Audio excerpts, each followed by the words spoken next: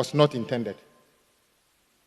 Mr. Speaker, when we met this morning as leaders to agree on what to do, I must admit that the leader opposite was not around, so did not understand what we even agreed to do. Mr. Speaker, you will notice that when you took the chair, the second deputy speaker actually was just about to put the question for adjournment. But because you prompted us earlier that the Attorney General was going to be coming to do some business, we knew that maybe that was why you were coming, and indeed, when you came, that's what happened. Mr. Speaker, this is what happened. We decided when we come in this morning, if the minister responsible for environment is around, we will give her the opportunity to do the third reading. We also agreed to complete 3 reports from the Public Account Committee, which were as outstanding from yesterday's 7 reports, which we took 4. So we're going to do that one as well. Mr. Speaker, that was all that we agreed to do. There was no discussion about judges. There was no discussion about anything about, tax waivers. But you know, the leader opposite is an expert in actually introducing whatever he wants to say, whether it's about biology, and his interest was in zoology. He knows how to turn, the things to his favor. Mr. Speaker, for all that he said, he was only lamenting about the fact that, truth be told, and I'm surprised he said something which Ghanaians must take note of. When they supplied this house, when they tried to take these tax waivers at the beginning, Mr. Speaker, it was almost $500 million. Ask him the question, if we had actually agreed to them, what was going to happen to all that money? No, I'm saying that when you introduce those bills in this house, if we had agreed with you, what was going to be happening to all that money? Today he's telling us that the money is just about half. But you should be apologizing to Ghanaians by actually almost compelling us to approve tax waivers, which you said later you took away materials and other things. When you were speaking, sit down. When you were speaking, I wasn't making any gestures. Sit down. So you should be clapping for the minority, for being the ones that save Ghanaians.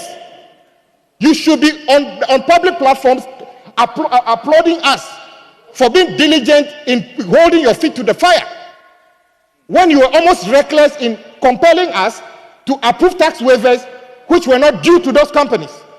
Today, you are still crying that while the economy has collapsed, under you, you are still compelling us that tax waivers are the solution.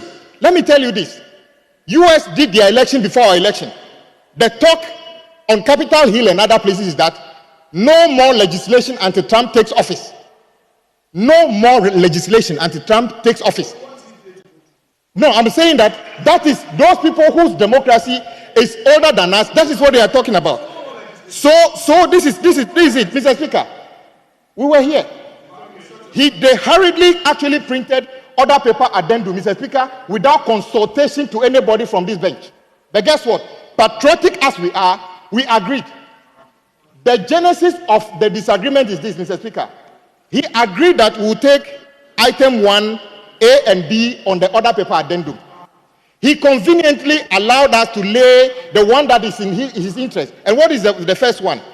The GNPC work program, which has been in abeyance for all this while. Mr. Speaker, interestingly, once that was laid, and my colleague, the ranking on Oyeme, was about to lay the report on AFCONS, he quickly jumped on his feet and said, no, that one cannot be laid. Meanwhile, Mr. Speaker, he actually produced an other paper addendum which included that. In other words, he baited us to add it, but all he wanted was other paper addendum item 1A. He never wanted to do the B. Mr. Speaker, that is what generated the argument. And I said that if you wanted us to do the GNPC agreement, then allow the Minister for Environment to also do the third reading, Mr. Speaker. This is the genesis of the disagreement. So all these lectures about the virtues of tax waivers and then the virtues of Supreme Court justice, Mr. Speaker, Who in this country believes that the Supreme Court is lacking, judges? Who in this country will believe that there's crisis at the Supreme Court because we can't find enough judges to deal with cases? In fact, some people will say there are too many. So where from this idea that the country is in any peril because this side has decided to block anything? Mr. Speaker, I'm beginning to find out what is the interest of some people on this side, hell-bent on the fact that we must grant these tax waivers to these crony companies, when the government that is going to take over is going to inherit tons of problems. Mr. Speaker, I attended one transition meeting yesterday. Road Ministry alone is capable of leaving a commitment of 150 billion Ghana cedis. 150 billion Ghana cedis. Commitment on road alone. Education, health, others are not part of it. We are in crisis. The side this way should be calm and pray to God that we will be able to navigate the next 4 years, being able to even pay the salary of members of parliament in the 9th parliament. We shouldn't be just talking as if everything is honky-dory. So, Mr. Speaker, we are not in any hurry to be enjoying anything. We know we have been put in a deep hole. President Mahama is going to inherit a crisis economy. Even doing so has started already. So, Mr. Speaker, let me repeat what my leader said. Our side will not today, tomorrow, approve or support the approval of the tax waivers or the judges. Whatever it will take in this house, we shall put forward a robust prevention of that, Mr. Speaker, lawfully. We shall not be part of this. In any case, you are wondering how come you lost so miserably. Could it be because of your posture? When we tell you don't do something because we tell we are the government, we'll do it. Are you not surprised at the level of loss? Maybe that is why. Do your introspection. Don't push Ghanaians any further.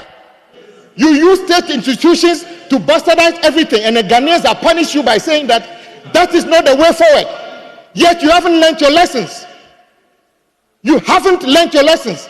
You try to use the judiciary, the police, the immigration, the defense against the people of this country.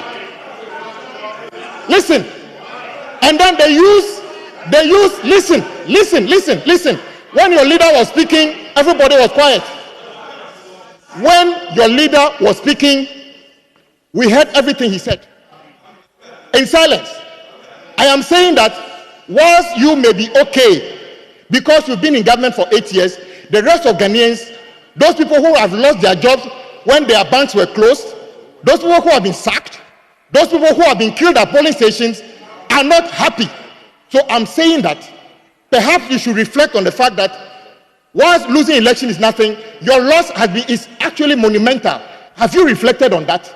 I believe your posture here, when everything we tell you, you say we are the government, you continue doing it. That is why you lost that much. Reflect on that. Majority leader. You notice today is the first time I'm calling you majority leader for months. I want to give you that so that you can go home with it. Though you told everybody that it is spiritually unwise for you to be called a minority leader, that is your seat if they make you the leader. This will be your seat. At the moment, you are a minority leader in transition.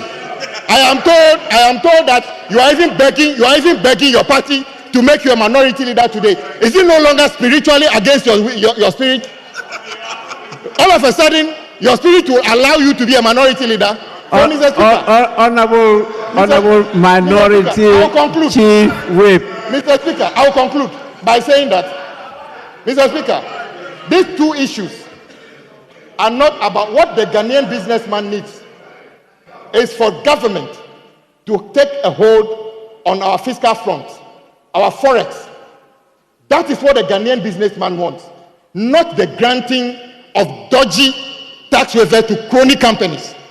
And in other case, we never believe that the Supreme Court is lacking personnel in terms of their judges. So to say that if we don't grant these two nominees, that is your business. So, Mr. Speaker, I will leave it here. But to say that we have done anything wrong, that is not true. And indeed, majority leader, you came in when we have agreed on what to do, and you are coming to introduce things that were never agreed. And I will encourage you, if you come to work tomorrow, come at the time that we attend conclave, so that you don't jump in at the middle, try to make those who came ahead of you look like they didn't have any good agreement. Mr. Speaker, I rest my case. Honorable member.